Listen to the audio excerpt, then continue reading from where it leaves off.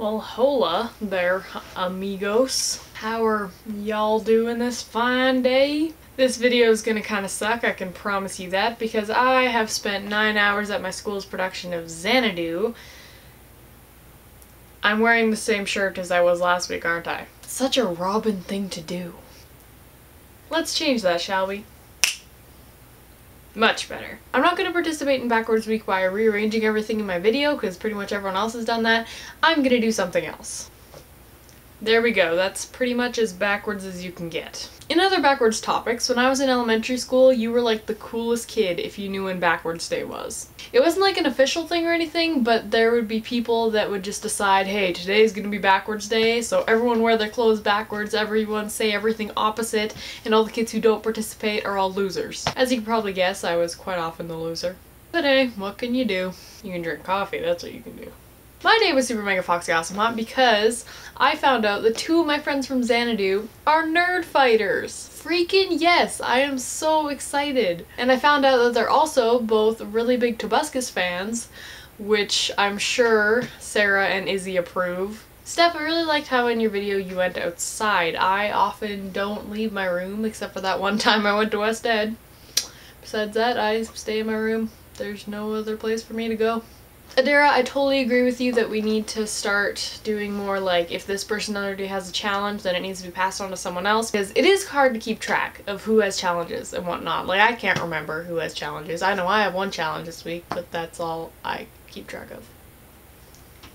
I'm gonna challenge someone now. Challenge for the person I roll.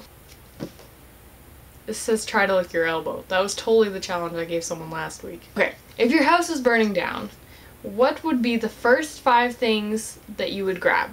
And the challenge goes to 3, so that is Sarah. Sarah, if you already have a challenge, pass it on to someone else, I guess? Well, Stephanie challenged me to explain an inside joke.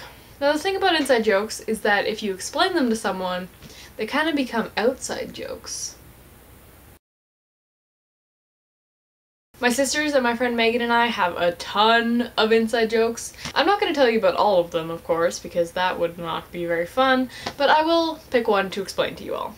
So this right here is the inside joke that I'm going to be explaining. There is quite a funny story that goes along with this lovely picture that Megan drew. You can't really tell when I'm holding it up, but there is a picture of an Inukshuk there and the word fail above it. For the longest time, my friend Megan's family and my family would go camping in Kananaskis during the summer. In the mountains somewhere, if you don't know where it is. So in Kananaskis, there was this one foresty kind of area, and it was so cool, and we made a little fort in there, and it was amazing. And every year, that would be our fort. It would be no one else's, it was ours. So in the most recent time we went to Kananaskis, it was actually a few years ago, 2 or 3 little punks decided that it was their fort. So we kind of had a little fort war going on there. Kind of feel bad actually because they were like 10 years old and at the time I was probably 15. I didn't beat them up, I swear, I didn't beat them up. So while we were gone doing other things, they would come and remodel our fort completely, which made us extremely angry.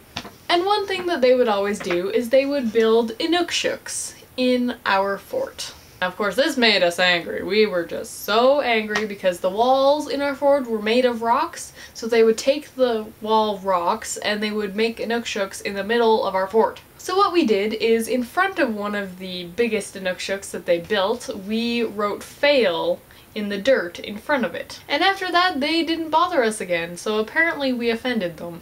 To me, that's one of my favorite memories, even though we may have emotionally scarred some little children. You know what I found the other day that made me really happy? The Shrek soundtrack.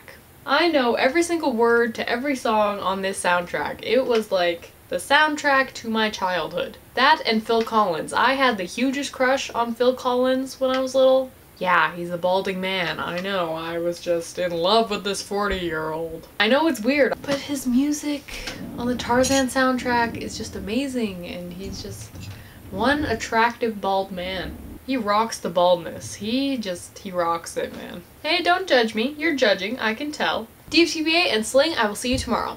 Literally, because we have Xanadu again tomorrow together.